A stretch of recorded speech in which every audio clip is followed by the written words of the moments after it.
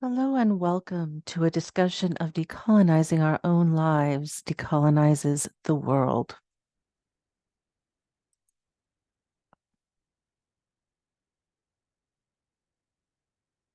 What is colonialism? Colonialism refers to the practice of a country or a nation taking control of another country or territory with the aim of exploiting its resources, people, and land for its own benefit.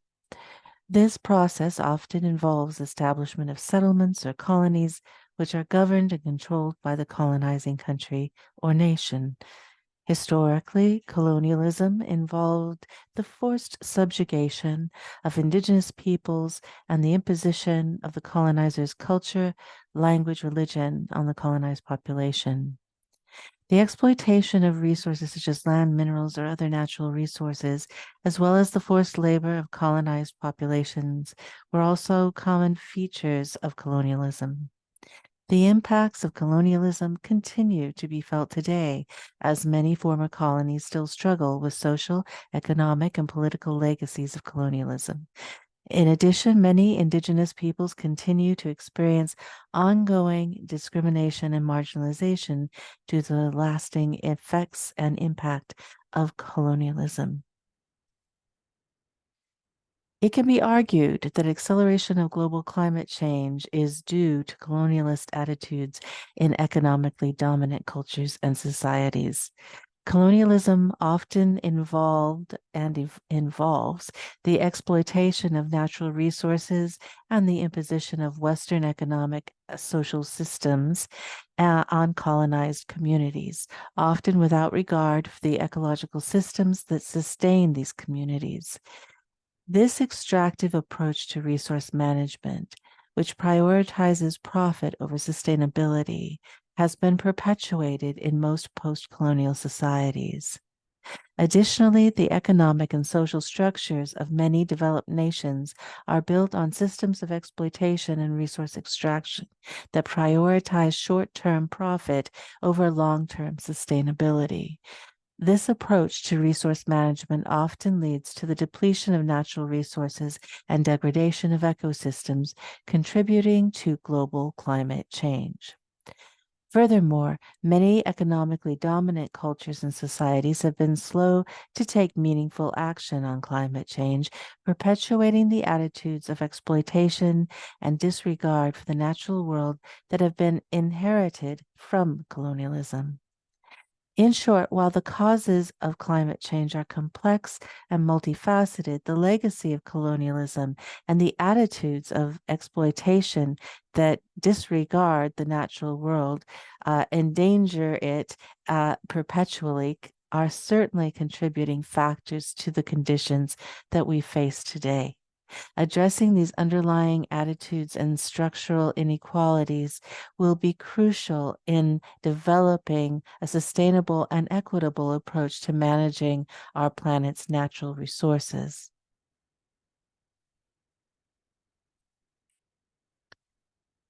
What is post-colonialism? Post-colonialism is a theoretical framework and critical approach that examines the social, cultural, political, and economic legacies of colonialism and empiricism, or rather, imperialism. It emerged in the mid-20th century as a response to the ongoing impact of colonialism and the struggle for decolonization in many parts of the world. Postcolonialism challenges the traditional Eurocentric perspective that has dominated Western academic thought and asserts that the experiences of colonized people should be at the center of scholarly inquiry. It seeks to deconstruct the power structures that have been created by colonialism and to analyze the ways in which these structures continue to influence society, cultural, and political dynamics in postcolonial societies.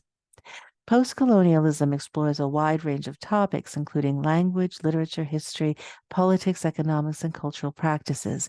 It recognizes the diversity and complexity of postcolonial experiences and emphasizes the importance of local knowledge and perspectives in understanding these experiences. Overall, postcolonialism aims to expose and critique the ongoing effects of colonialism on the world today and to support the struggles of formerly colonized people for self-determination, cultural expression, and social justice. Acts of oppression create a relationship. Colonized cultures can impact dominant colonizing cultures. Just as they are changed by the oppressor, the oppressed impact and change their oppressor. Just as, let's try that again. Colonialized cultures can impact the dominant colonizing cultures. Just as they are changed by their oppressor, the oppressed impact and change their oppressor. So, what we're talking about is a dynamic in which both those who are doing the oppressing and those who are oppressed are changing one another. Colonialism is not a one-way process. The interactions between colonizing and colonized cultures are complex and dynamic. While the dominant culture often seeks to impose its values, beliefs, and practices on the colonized culture may also resist, reinterpret, or adapt these influences in ways that are meaningful to them. The process of colonization can also lead to cultural hybridity, where new cultural forms and practices emerge through the interactions between colonized and colonizing cultures. For example, the development of Koné language is an example of cultural hybridity. Furthermore, the oppressed can impact and change the oppressor through resistance and social movements.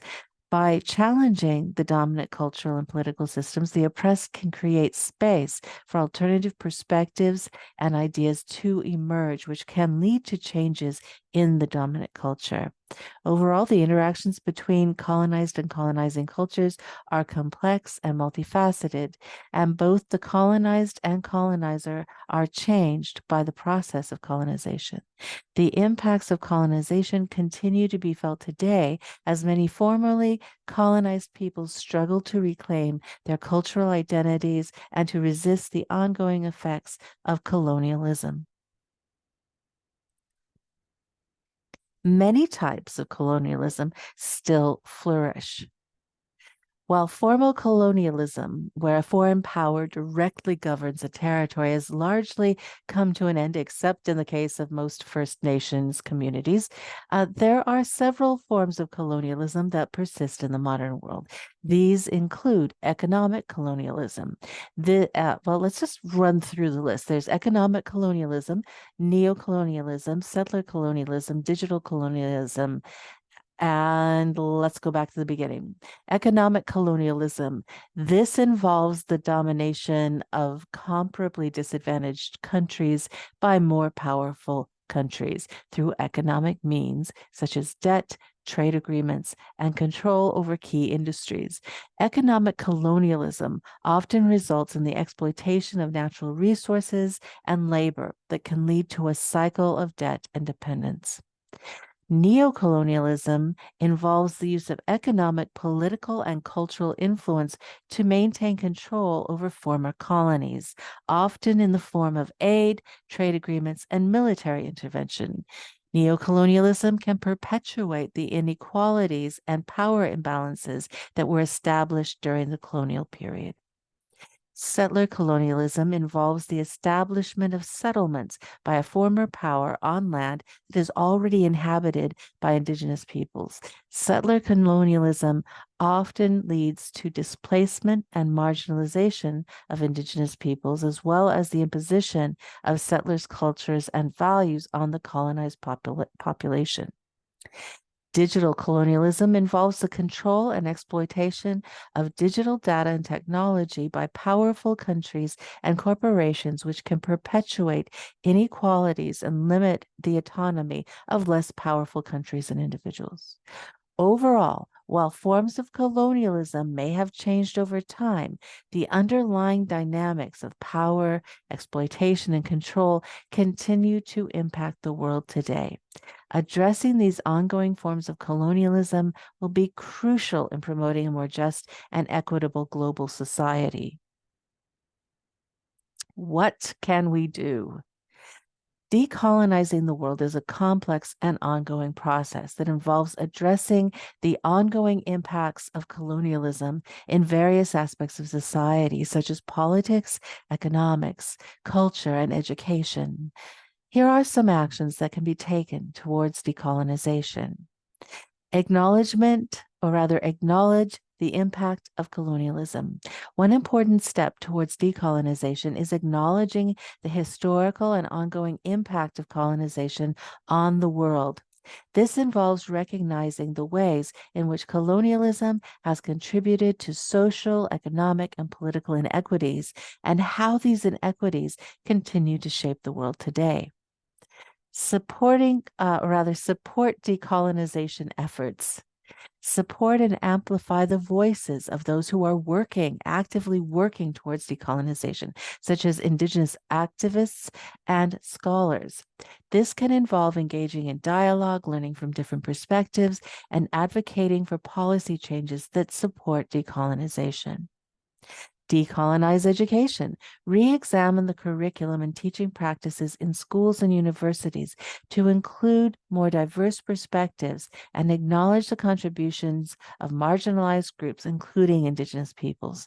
Encourage the integration of Indigenous knowledge and practices in education. Create opportunities in this way for cross-cultural exchange. Promote economic justice. Advocate for fair trade practices and policies to support the economic autonomy of less powerful countries and communities.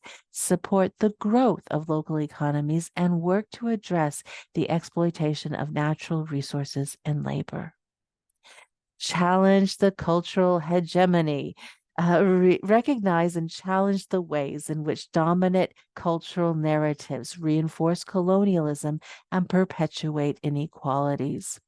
Support the diversity of cultural expressions and recognize the contributions of marginalized groups to culture and history.